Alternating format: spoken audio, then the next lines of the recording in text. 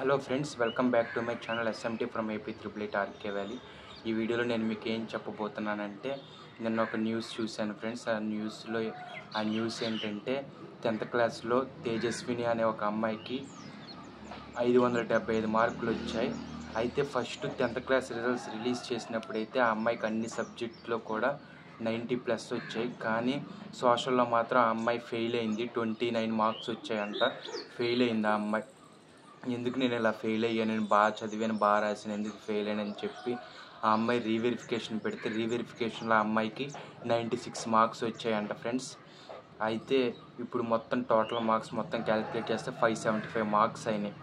అయితే రీవెరిఫికేషన్ మార్కులు మొన్నే వచ్చినాయి అంట రీవెరిఫికేషన్ మార్క్స్.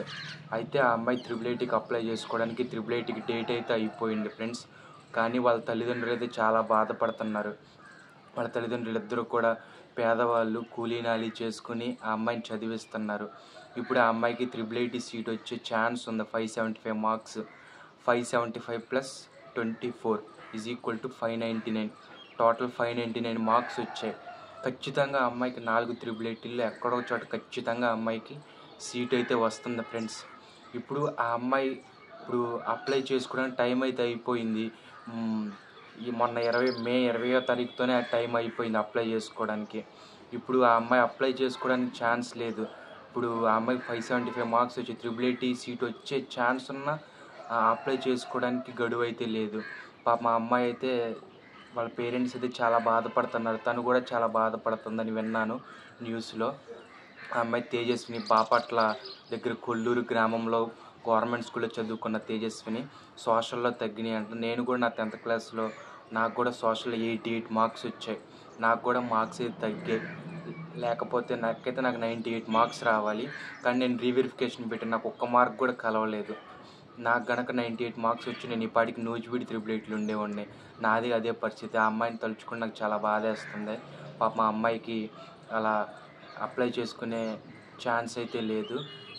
సో ఈ వీడియో నేనేం చెప్పబోతున్నానంటే, ఈ వీడియో ఆర్జీకేటీలో పనిచేస్తున్న అధికారులు ఎవరైనా ఈ వీడియో చూస్తున్నట్లయితే ఆ అమ్మాయికి న్యాయం చేయాలని కోరుకుంటున్నాను ఫ్రెండ్స్.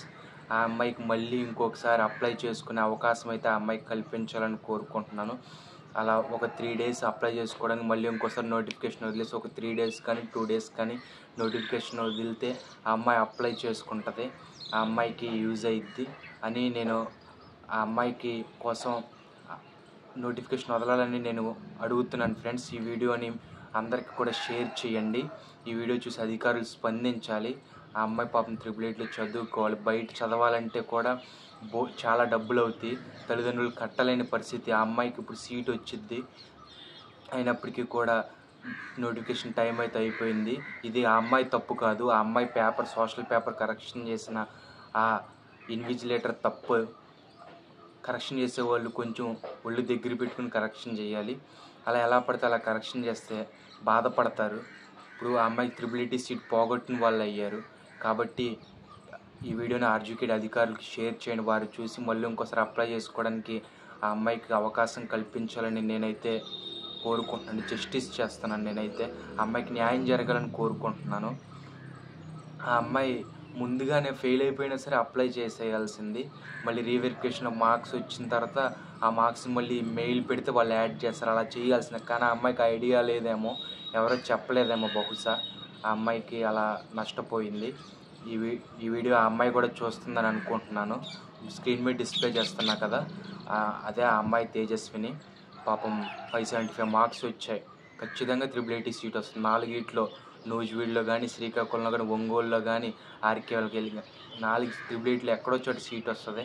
పాపం మా అమ్మాయికి సీటు కోల్పోయే పరిస్థితిలో ఉంది.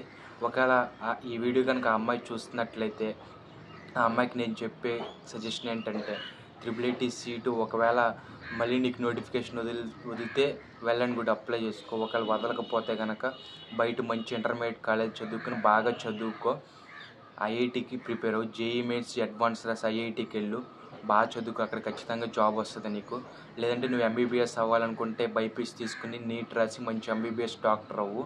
నీకు ఈ దేని మీద ఇంట్రెస్ట్ ఉంది, ఏది అవ్వాలనుకున్నది అది అవ్వు. All the best. నేను నీకోసం కేవలం తేజస్విని నీకోసం ఈ వీడియో చేస్తున్నాను. నువ్వు ఈ వీడియో చూసావని నేను నమ్ముతున్నాను. చూసినట్లయితే కామెంట్ చేయి, ఓకేనా? నా ఫోన్ నెంబర్ కూడా నీకు ఇస్తాను, నీతో మాట్లాడతాను.